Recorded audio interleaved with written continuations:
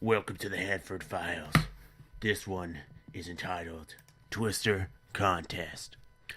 This happened back when I was 10. I'm 16 now, and while I didn't realize what was going on at the time, it disgusts me now that there are people like this in the world.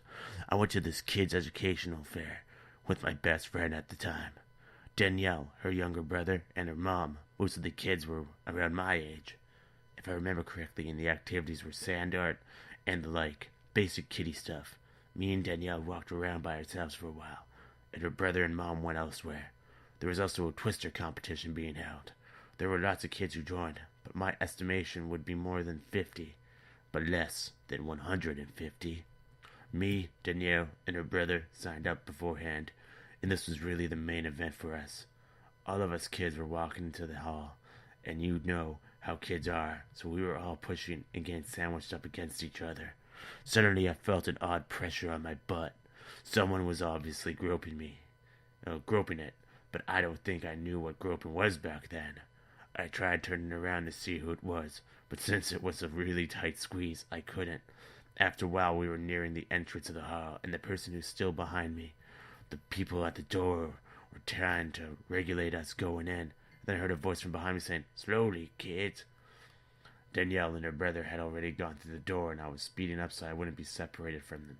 The person behind me held on to my shoulders and pulled me so I was pressed up against him. He said, "Wait a while before going in. Let the other kids go in."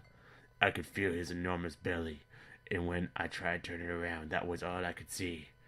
I'm not sure if he let me go or if I wrenched myself free, but I managed to get into the hall and to be with my friends around a minute later. I don't think much of the incident until recently when me and my friends were discussing molestations. It occurred to me that this guy was either one of the contest organizers or the dad of one of the kids. I never mentioned it to anyone but my group of friends in high school. I knew if I told my parents, he'd probably still be under house lockdown right now. Well, if you told your parents now, he wouldn't, because I think the statute of limitations says otherwise. But it kind of sucks that this happened to you. I know how it feels. It's just horrible, horrible. So, with that said, let's move on to the next story. This one is entitled, "I'm Not Working the Late Shift Again." This was a little less than a year back. It's a pretty well-known fact in my city not to be out at night alone with our murder rates. Of course, my managers assigned me late nights all week during the third week of November. We were on daylight savings time at this point, so the sun would set around 5, way before I had to walk home at 11. On Monday, all went smoothly until I was 4 blocks away from my apartment. A man was leaning against a wall on the other side of the street, just out of the light from the street light. I ignored him, as women in college are told to do.